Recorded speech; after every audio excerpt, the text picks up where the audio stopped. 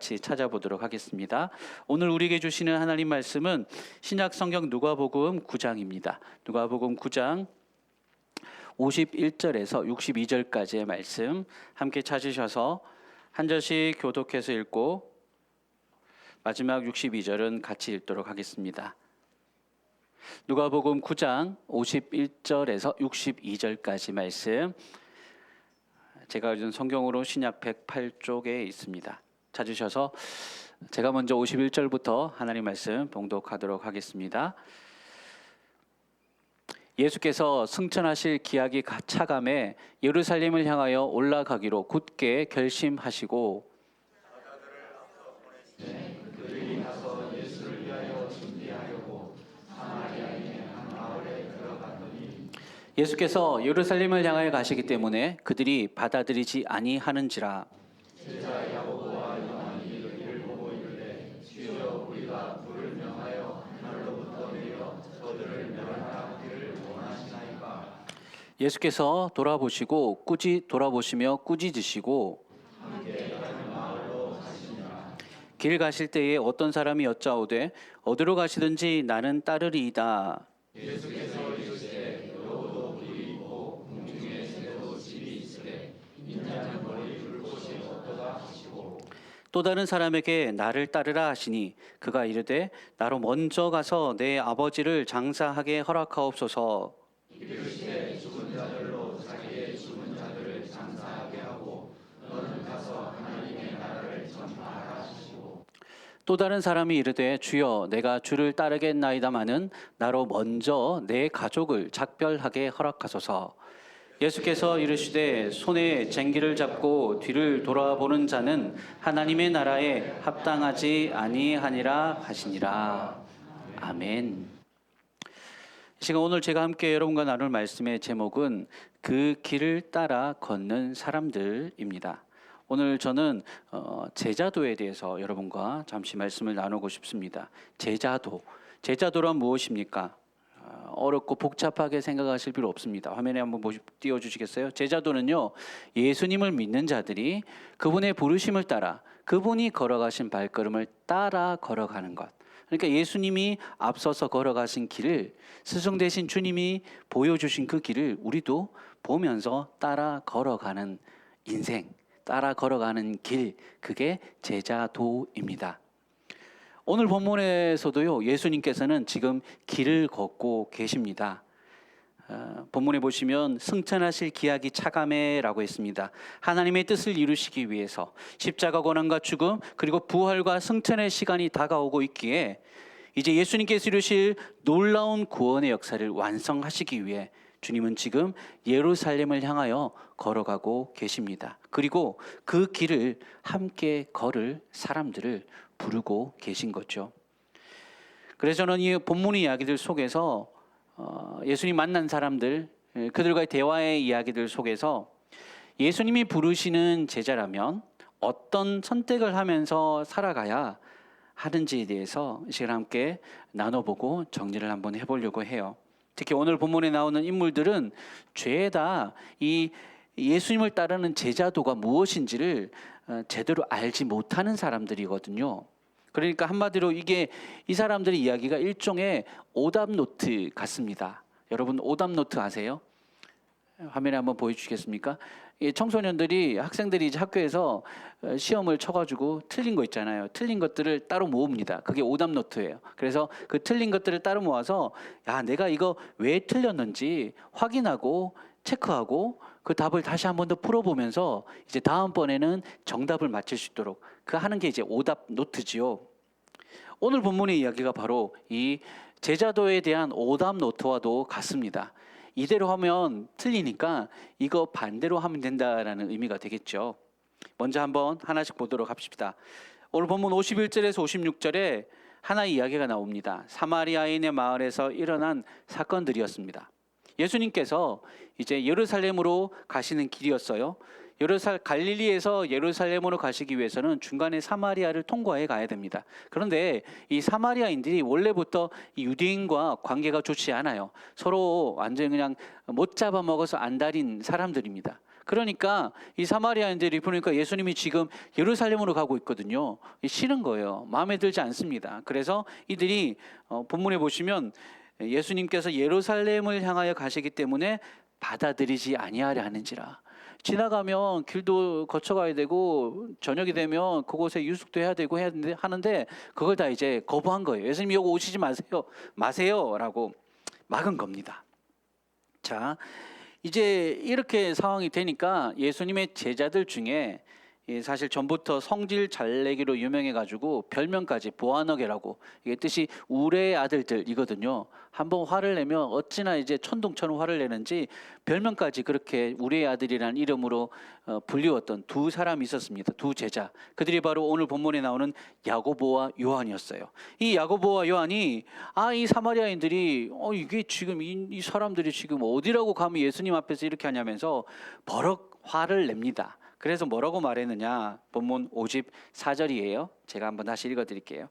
제자 야고보와 요한이 이를 보고 이르되 주여 우리가 불을 명하여 하늘로부터 내려 저들을 멸하라 하기를 원하시나이까. 예? 불을 명해서 불 떨어져서 저희 동네를 불바다 만들면 어떻겠습니까? 라고 이렇게 말하는 거예요. 사실 지금 이들이 말하고 있는 거는요, 구약에 나오는 한 사건을 그대로 지금 따라하는 거예요. 열왕기하 1장에 보시면 구약의 그 유명한 선지자 엘리야가 아하시야 왕이 자기를 잡으려고 보낸 군사들이 오니까 내가 만일 하나님의 사람이거든 하늘에서 불이 내려 너희들을 살을지니라 라고 하니까 진짜 하늘에서 불 떨어져가지고 그 군사들을 다 불태워버렸거든요. 그걸 지금 따라하는 거예요. 따라 말하는 거예요. 지금 이들, 그러니까 예수님의 제자들이라고 하는 이 야고보와 요한은 예수님의 제자가 된다는 것이 마치 뭔가 대단한 특권을 가지게 되는 것으로 여겨서 자기들을 거부하고 자신들을 적대하는 무리들을 우리가 심판할 권리가 있다라고 생각하는 것 같습니다. 그러니까 이제 자기가 무슨 엘리야라도 되는 것이냐, 하늘에서 불 떨어지게 할까요? 이런 말을 서슴지 않았던 겁니다. 그러다가 어떻게 됩니까? 예수님한테 꾸지람을 듣죠. 예수님께서 그들을 꾸짖으시고 그냥 묵묵히 가던 길을 가십니다. 사랑하는 여러분, 이처럼 예수님의 제자라는 것은요, 제자의 길을 걷는 사람이라면 힘과 권세를 가지고 그거를 자기의 뜻대로 자기 마음대로 휘두르는 사람이 아닙니다. 오히려 자기 고집과 자기 욕심과 내 혈기까지도 다 내려놓아야 할 때가 있다라는 것이죠. 이때 이제 옆에서 야고보 요한이 저렇게 막 화내면서 소리치는 거 옆에서 구경하던 베드로, 아시죠? 베드로 사도가 나중 되어서 이 베드로 후서를 기록할 때 이렇게 말하고 있습니다. 베드로 전서입니다. 베드로 전서 3장 9절의 말씀에 이렇게 얘기했어요. 같이 읽어볼까요? 시작. 악을 악으로 욕을 욕으로 갚지 말고 도리어 복을 빌라. 이를 위하여 너희가 부르심을 받았으니 이는 복을 이어받게 하려 하심이라. 아멘. 악을 악으로 갚은 게 사실은 공정이죠? 정이죠? 나쁜 놈들 혼내는 게 잘한 거 아닙니까? 욕을 욕으로 갚는 것, 받은 만큼 돌려주는 것, 이건 상식이죠. 이거는 수학이죠. 그런데 이거를 하지 않는 것, 오히려 반대로 나를 거절하고 나에게 악하게 행하는 사람들에게 오히려 그들을 위해 복을 빌어주는 것, 이게 바로 제자도라는 겁니다. 진정한 힘은요, 그 힘을 나의 유익을 위해서 마음대로 휘두르는 것이 아니라, 진정한 힘이라고 하는 것은 하나님의 권세를 힘입은 사람들은요, 그 힘을 사랑하고 축복하고 용서하고 섬기는 일에 사용합니다. 가장 큰 힘은 섬기는 능력입니다. 제자도는 바로 그러한 것을 우리에게 보여주는 것이죠. 야고보 요한의 오답노트를 통해서 우리가 배울 수 있는 제자도의 원리가 바로 이겁니다. 힘으로 상대를 굴복시키려 해서는 안 된다라는 겁니다. 여러분, 늑대가 양을 잡아먹으러 왔어요. 양이 늑대를 이제 맞서서 싸웁니다. 근데 늑대와 양이 싸우면 힘이 약한 사람이 누구예요? 양이에요. 양이 힘이 약해요. 질 수밖에 없어요. 그렇다고 해서 양이 늑대처럼 싸우면 되겠습니까? 늑대와 양이 싸우는데 양이 양답게 싸우는 게 아니라 나도 받은 만큼 맞받아 칠 수 있어. 나도 늑대처럼 이빨로 물어뜯고 그렇게 한번 싸워볼래? 라고 그렇게 대처할 수 있겠습니까? 그럴 수 없습니다. 양의 대처법은요, 여러분 뭔 줄 아십니까? 양이 제일 잘하는 싸움법은요, 목자에게 달려가는 겁니다. 양은 목자의 보호 아래 있거든요. 목자는 양을 지키는 존재입니다. 싸우는 것은 목자가 합니다. 그러니 양이 하는 일은 자신을 책임지는 목자에게 의지하는 겁니다. 그래서 목자가 늑대와 싸워서 양을 지켜내는 거죠. 양이 양으로 있어야지 목자가 양을 대신해서 싸울 수 있습니다. 양이 늑대처럼 치고받고 싸우고 이렇게 하면 목자가 필요 없잖아요. 난 늑대인데. 여러분 기억하십시오. 이기려고 힘의 원리를 들이밀며 늑대가 되어버리는 순간 양은 목자의 도움을 얻을 수 없습니다. 그리스도인도 마찬가지입니다. 동일한 원리가 제자도의 삶에 적용될 수 있습니다. 악하다고, 못됐다고, 나쁘다고, 불법과 불의에 대해서 나도 똑같이 갚아주겠다라고 하는 순간 우리는 그리스도의 길에서 멀어질 수밖에 없다는 사실을 반드시 기억하시기 바랍니다. 그 다음에 나오는 이야기로 봅시다. 두 번째로 예수님께서 길을 가시는데 3명의 제자 후보생을 만납니다. 안타깝게도 이 3명 다 예수님의 부르심에 대해서 온전히 순종하여 따르지를 못했습니다. 저는 이 3사람이 보여준 그 오답은 다름 아니라 대가 지불에 대한 문제를 제대로 해결하지 못해서 만든 오답이라고 봅니다. 첫 번째 보십시오. 먼저 첫 번째 제자 후보생 57절에 나오는 사람인데요. 예수님께서 이 사람이 예수님을 일부러 찾아오거든요. 동일한 본문을 기록하고 있는 마태복음에 보니까 이 사람의 직업은 서기관이라고 되어 있습니다. 서기관. 요즘식으로 말하자면요, 성경 박사 또는 신학자, 아주 배운 사람입니다. 아주 똑똑한 사람입니다. 이 사람이 예수님을 따르고 싶다고 제 발로 예수님을 찾아온 거예요. 그런데 이 사람이 우리 주님의 말씀 한마디에 그만 꼬리를 내리고 맙니다. 본문의 58절의 말씀이에요. 제가 읽어드릴게요. 뭐라고 말씀하셨느냐? 예수께서 이르시되 여우도 굴이 있고 공중의 새도 집이 있으되 인자는 머리 둘 곳이 없도다 하시고. 이게 뭐냐면요, 예수님을 따른다는 것은, 제자의 삶을 산다는 것은 안정적인 삶을 버리고 때때로 불확실한 삶으로 떠나는 여행일 수도 있다라고 하는 것을 말씀하신 거죠. 이 대답에 대해서 예수님을 따르겠다고 하는 그 서기관이 그래도 제가 하겠습니다라고 뒤에 뭔가 답이 없는 걸 보면요, 이 대답을 듣고 이 서기관이 근심하면서 아마 예수님을 따르는 것을 포기한 것 같습니다. 먹고 사는 문제가 직결된다고 생각하니까요, 주저하게 되는 거죠. 예수님을 따른다는 게 이 서기관에게 있어서는 그냥 예수님 가르침이 너무 대단한 거예요. 너무 탁월한 스승인 것 같아요. 탁월한 성경 교사인 것 같아요. 야, 저분 따라다니면서 좀 배우고 싶네. 그런 마음으로 그냥 예수님을 따르겠다고 말한 것 같습니다. 거기에 지금껏 자신이 누려오던 그 안정적인 삶을 어느 정도는 내려놓아야 될지도 모른다는 사실까지는 이 사람이 생각을 안 한 것 같아요. 그런 예수님을 따르기 위해서 내가 예수님을 따르는 삶을 위하여서 다른 대가를 지불할 수 있다는 결단을 하지 못한 겁니다. 더 좋은 것을 가지기 위해서 어느 정도, 내가 이렇게 좋은 것을 누리려면 어느 정도 내가 손해를 감수하고 대가를 지불해야 될 수도 있다라는 그 사실을 그가 생각을 못했던 거죠. 뒤에 나오는 이어지는 두 사람도 비슷한 반응을 보입니다. 두 번째 사람은요, 예수님께서 직접 그에게 나를 따르라라고 부르신 사람입니다. 콜링하셨어요. 근데 그는 뭐라고 말했냐면 예수님을 따르는 일보다 먼저 가서 아버지를 장사하는 일을 허락하여 주십시오라고 요청합니다. 그리고 세 번째 사람도 이와 비슷합니다. 세 번째 사람도 주님을 따르겠습니다라고 말을 하면서도 먼저 내 가족들과 작별 인사를 하게 허락해 주십시오라고 요청을 한 거죠. 이 두 사람 다 뭐냐면 먼저라는 말이 반복되는 거, 여러분 한번 주목해 보십시오. 예수님 다 좋습니다. 근데요, 먼저 예수님을 따르는 것보다 먼저 해야 될 게 있다고 말하고 있는 겁니다. 그런데 이 두 사람의 요청에 대해서 예수님이 뭐라고 대답하십니까? 오늘 본문을 보시면 둘 다 예수님이 거절하십니다. 사실은 좀 매정해 보이죠, 여러분. 아니, 다른 것도 아니고 아버지 장례 문제 정도는 좀 봐줄 수 있지 않아요? 뭐 시간 오래 걸리는 것도 아니고 돌아가서 가족들하고 잠시 작별할 시간만 달라고 하는 거, 그거 좀 허락해 줄 수도 있지 않을까요? 라고 생각되죠. 근데 여기서 우리는 예수님이 지금 이들에게 이렇게 강한 의도로 말씀하시는 이유를 아셔야 됩니다. 일부러 예수님께서 이렇게 강조법을 사용하시듯이 표현하고 계신 거예요. 예수님은 지금 이들에게 아버지 장례도 외면하는 불효자식이 되라고, 너 이제 평생 불효자식으로 살아, 이렇게 얘기를 하시는 것이 아니에요.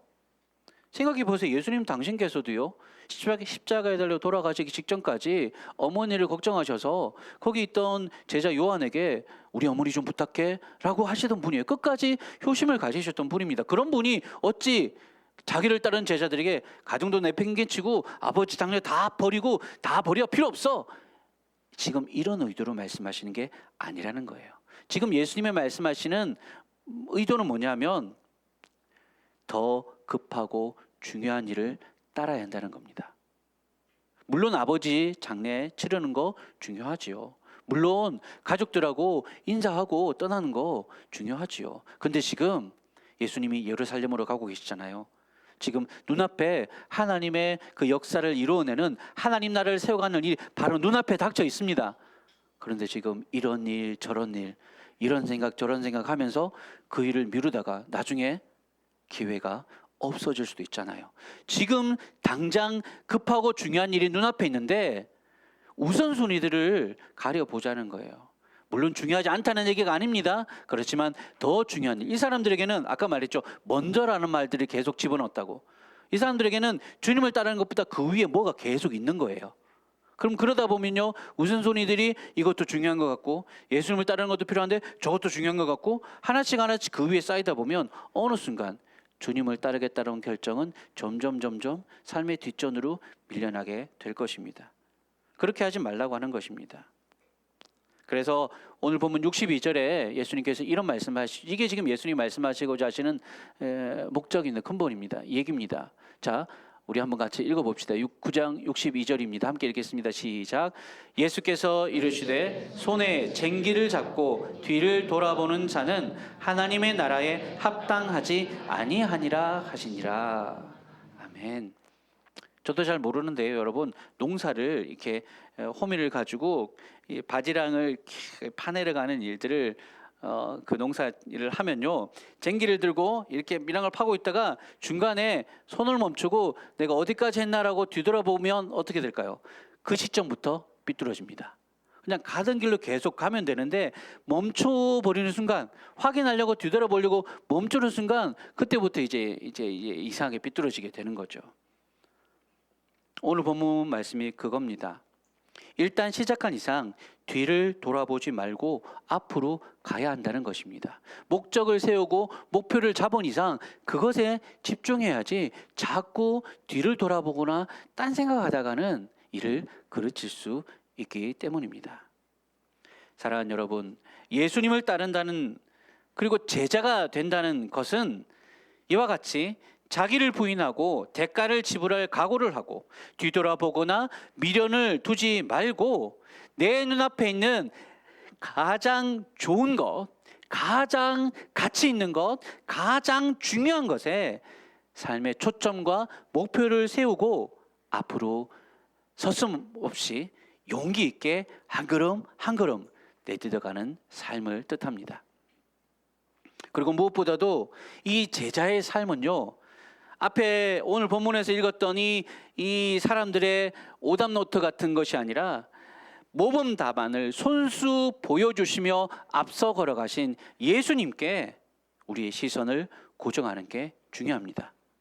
지금 나온 오늘 본문에서 읽었던 사람들은 전부 다 오답 틀린 답을 딱딱딱 틀린 답을 낸 거예요. 그럼 이제 정답은 무엇인가? 예수님이 우리 앞서서 제자가 무엇인지를 보여주셨습니다. 본문 51절, 우리가 첫 시작을 51절부터 했죠. 이 51절을 보시면 우리가 일부러 주목해야 할 중요한 단어가 있습니다. 보십시오. 51절에 예수께서 승천하실 기약이 차감해 예루살렘을 향하여 올라가기로 어떻게 해요? 굳게 결심하시고. 여기서 원문을 제가 찾아보니까요, 원문을 직역하면 이런 뜻입니다. 예루살렘을 향해 자기 얼굴을 고정하시고 거기서 눈을 떼지 않으셨다라는 표현입니다.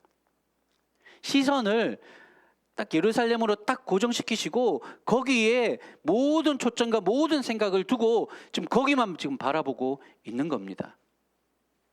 절대 한눈 팔지 않고 굳은 결심으로 예루살렘을 향하여 가고 계신 겁니다. 여러분, 예루살렘에 대체 뭐가 있었을까요? 뭐 때문에 예루살렘에 지금 예수님이 꽂히셔가지고 예루살렘으로 걸어가고 있습니까? 거기에 무엇이 있습니까? 우리는 알고 있습니다. 예루살렘에는 지금 예수님을 죽이려고 모의를 꾸미고 있는 대제사장의 무리들이 있었고, 자기를 십자가에 못 박을 빌라도의 총독과 로마 군사들이 있었고, 자기를 배신할 무리들이 있는 곳, 그곳이 바로 예루살렘입니다. 고통과 수치와 배신과 죽음의 십자가가 예수님을 기다리고 있는 자리, 거기가 예루살렘입니다. 알면 절대 못 갈 곳이에요. 굳이 알았다면, 몰랐다면 갈 수도 있지만 알았다면 우리 누구도 만약에 우리가 여기 이 상황이었으면 절대로 이 상황을 알면요, 절대로 못 갑니다. 그게 바로 예루살렘으로 가는 길이었습니다. 그런데 오늘 본문에서 우리 주님은 그곳에서 시선을 떼지 않으시고 일편단심 한마음으로 지금 굳게 결심하시면서 머뭇거리거나 뒤로 물러남 없이 예루살렘을 향해 가고 계신 겁니다. 그분이 힘이 없어서 그 고난을 다, 그냥 그 수치를 다 받으셨습니까? 아니에요. 말씀 한마디로 하늘 군대 동원할 수 있는 권세 있으신 분이셨습니다. 말씀 한마디로 자연 만물조차도, 풍랑조차도 잠잠케 하시는 분이 로마 군대 그따위 두려워하실 분이 아니었습니다. 그런데 하늘에서 불을 내려서 자신을 대적하고 죽이려는 자를 멸하실 권세가 있으신 분이 그렇게 하지 않으셨습니다. 왜요? 왠 줄 아십니까? 우리 때문입니다. 저 하늘에 그 영광스러운 하늘 보좌를 버리고 낮고 천한 이 땅에 오셔서 머리에 둘 곳 하나 없는 집 한 채 소유하지 못한 채 그저 나그네처럼 유리방황하며 사셨습니다. 그 찬란한 금면류관을 내려놓으시고 십자가에서 수치와 조롱 속에 주저없이 가시면류관을 쓰셨습니다. 왜요? 우리 때문입니다. 저와 여러분, 우리를 구원하시기 위해서 그 고난의 십자가를 지고 죽으시는 길만이 우리를 모든 죄와 사망의 권세로부터 구속하고 구원해내시는 유일한 길이었기 때문에 주님은 바로 우리를 위해서 그 마음에 우리를 향한 그 사랑을, 그 불타는 사랑을 품으시고 지금 그 예루살렘을 향해서, 그 십자가를 향해서 굳게 결심하시면서 걸어가고 계신 것입니다. 사랑하는 여러분, 우리가 믿을 때, 우리가 구원받을 때 우리의 구원은 공짜로 주어진 겁니다. 우리가 구원을 얻기 위해서 무언가를 수고하거나 노력한 게 하나도 없습니다. 그래서 구원은 은혜로 주어지는 거라고 말을 합니다. 그런데 그렇다고 해서 우리가 받은 구원이 그냥 하늘에서 어느 날 뚝 떨어진 그런 구원이라고 생각하시면 절대 오산입니다. 우리 편에 있어서 우리는 그 구원을 받을 만한 아무런 자격과 조건과 행위를 한 게 없습니다만은 반대로 우리에게 이 구원이라는 놀라운 선물을 주시고자 우리 예수님께서는 죄인인 우리가 받아야 할 십자가 고난과 수치를 대신 다 받으시면서 마지막 피 한 방울까지 우리를 위해 쏟아 부으셨습니다. 이것이 우리를 향하신 사랑입니다. 우리는 이 사랑의, 이 희생의 대가 지불을 통해서 그 혜택을, 그 은혜를 지금 누리며 살아가고 있습니다. 그 은혜는 그분의 죽으심으로 말미암아 우리에게 주어진 이 은혜는 영원토록 우리와 함께하는 은혜입니다. 믿으십니까? 그러니 그분을 따라 제자의 삶을 살아가고자 하는 사람이라면 바로 이 나를 위해 가시면류관을 쓰신 주님께 그분이 그 가신 길, 나를 사랑하셔서 나를 전부로 여기셔서 나를 위해서 그렇게 행하신 그 길을, 그 분의 그 뒷모습에 우리의 시선을 고정하고 나에게 베풀어 주신 그 사랑과 그 은혜를, 그리고 내가 얻게 된, 내가 누리게 된 이 놀라운 구원의 복을 기억하면서 사랑과 순종의 마음으로 기꺼이, 아니 좀 더 적극적으로 말하자면 즐거이 자원해서 자신의 삶을 기쁨으로 주님께 내어드리며, 여러분 대가 지불이라는 것이 뭔가 희생이라는 의미로 여러분 받아들이지 마시기 바랍니다.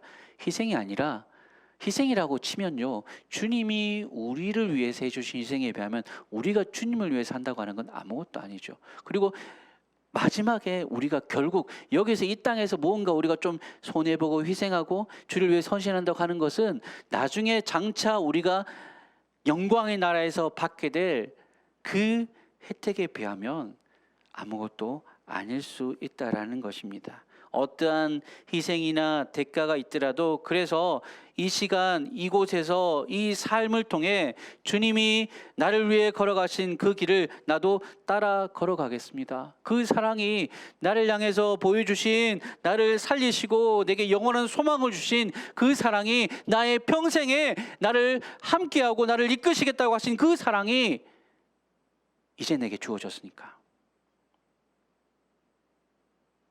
여호와는 나의 목자시니 내가 부족함이 없으리로다.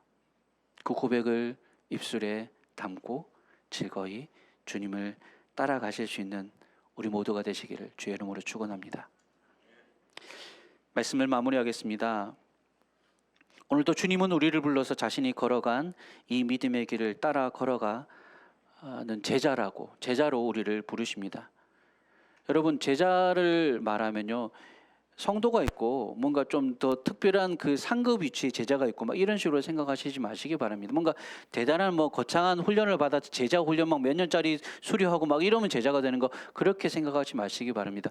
그리스도를 따르는 자, 예수 그리스도께서 불러서 구원하여 주신 자라면 이제 우리는 모두가 제자입니다.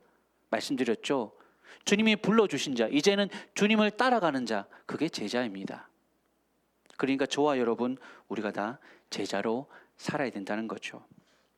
이도 저도 아닌 어정쩡한 무리로 살 것이 아니라 날마다 분명한 신앙의 고백을 가지고 그에 따른 어떠한 희생이나 헌신의 대가 지불조차도 마다하지 않겠다는 마음으로 주님의 길을 따라 걸어가십시다.